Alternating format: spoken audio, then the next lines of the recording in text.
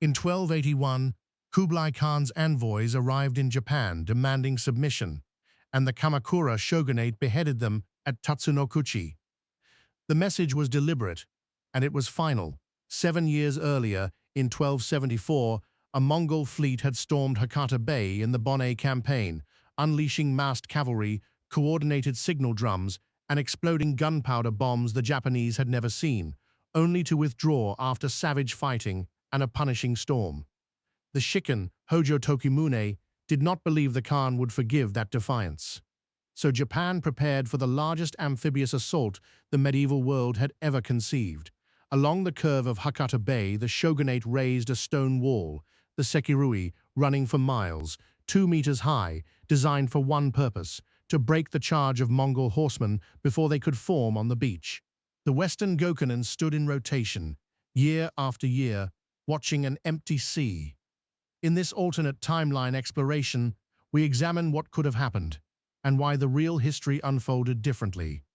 Because in our world, a wind would come. In this one, it would not. The Eastern Route Army moved first, sailing from Goryeo, Korea in the early summer of 1281. Some 40,000 men under the commander Hong Daegu and the seasoned Goryeo general Kim Bang-gyong fell upon the outer islands. Tsushima was raided, then Iki, their defenders, slaughtered, the channels secured as stepping stones toward Kyushu. King Chungnyeol of Goryeo, a Yuan vassal, had supplied the ships, the sailors, and much of the manpower that now bore down on the Japanese coast. But when the Eastern Fleet reached the main shore of Hakata Bay, it met the wall. Samurai such as Takezaki Suenaga, whose own commissioned scrolls would record these days, rowed out in small boats by night to board Yuan vessels and fight hand-to-hand. The stone barrier denied the invaders the open beachhead they needed, and the defenders pinned them to Shiga Island and the bay's fringes. The eastern commanders, bloodied and impatient, held their position. They had orders to wait. The far larger Southern Route Army, 100,000 men sailing from the former Songlands of southern China under Fan Wenhu, had not yet appeared. Everything depended on the two fleets joining as one. In the intercalary 7th month, the Southern Route Army arrived, now the bay filled with masts beyond counting. The combined armada of the Yuan, Mongol, Chinese, and Korean, massing in the waters off Kyushu in numbers no island nation could hope to match in the field. And here the timeline breaks from the history we know.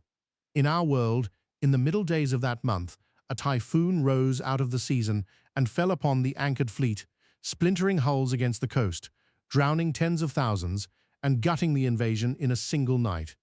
The Japanese would call it Kamikaze, the divine wind, and build a national faith upon it. But the storm formed from a particular collision of warmth and pressure over a particular stretch of sea, and a small shift in the summer's weather was all it took. The sky stayed clear. The water stayed calm.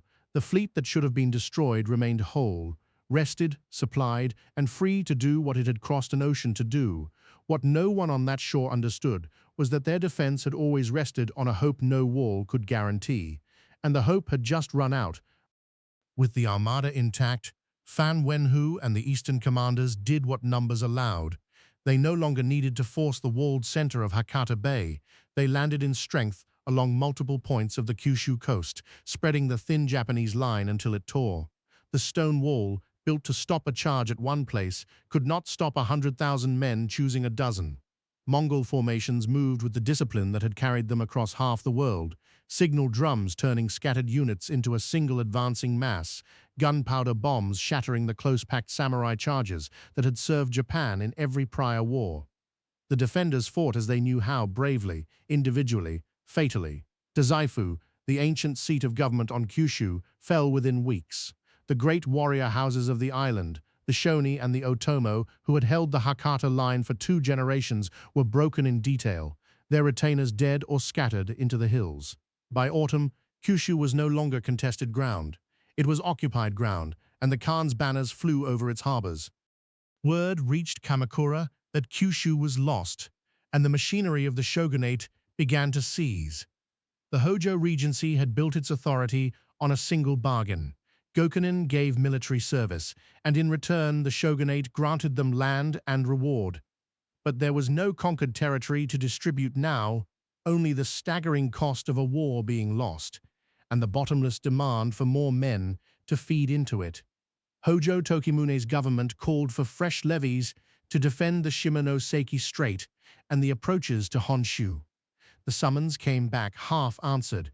Provincial lords who had bled their houses white for the western defense saw the center failing and began quietly to calculate their own survival.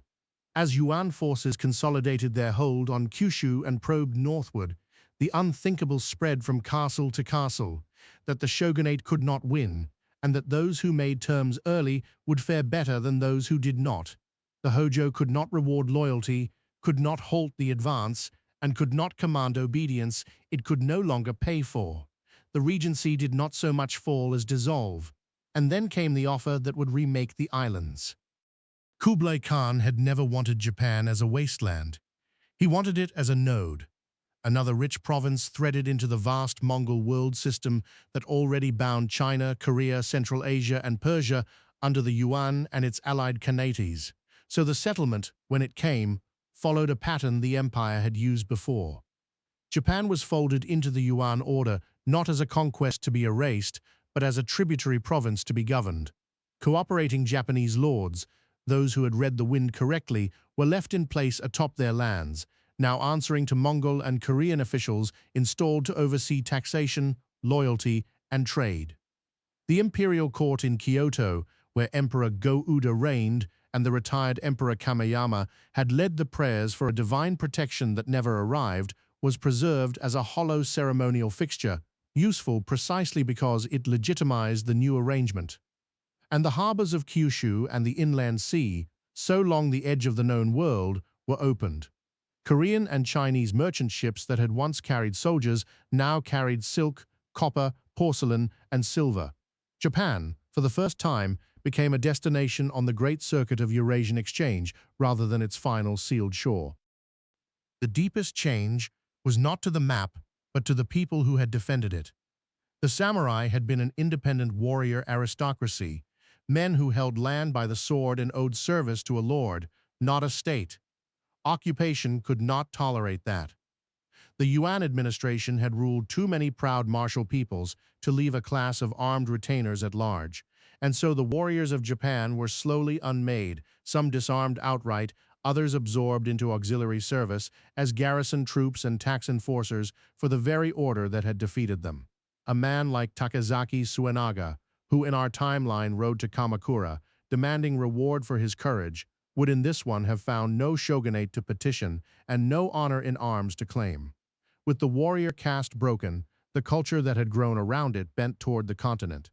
Chinese script and statecraft, the Buddhism and bureaucratic learning that flowed along the reopened routes, reshaped the education and ambition of the elite. To rise was no longer to master the bow and the blade, but to master the brush and the ledger of an empire whose center lay far across the sea. Without the storm, Japan lost more than a war. It lost a founding myth. In the history we know, the destruction of two Mongol armadas by sudden tempests convinced the islands that they were Shinkoku, a sacred land shielded by the kami themselves, beyond the reach of any foreign sword. That conviction outlived the Mongols by 7 centuries, hardening into an isolationism and a self-belief that would echo into the modern age. But in this timeline, the wind never blew. The prayers of Kameyama's court went unanswered, and the gods offered no proof of their protection because there was none to give. The Japan that emerged was its mirror image, not a sealed and self-regarding island people, but an outward-facing province bound by trade and tribute to the largest empire the world had ever seen, its ports busy with foreign ships, its elite fluent in continental ways. Everything we associate with the islands, the lonely samurai, the closed country, the unconquered shore rests on a single afternoon when the sea stayed calm or turned violent. The divine wind was never destiny. It was weather, and history, for want of a storm, can blow in any direction at all.